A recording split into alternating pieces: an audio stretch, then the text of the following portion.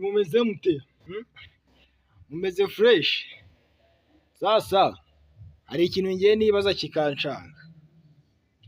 Iyo bavuze ngo guta inyuma ya Huye, baba bashatse kuvuga iki? Ese nyuma ya Huye ni hehe ubundi baba bavuga? Ni mu Burundi? Ni muri sitade? Nyuma ya Huye baba bavuga ni hehe? Njye narabyibajije birancanga. Ngo guta inyuma ya Huye.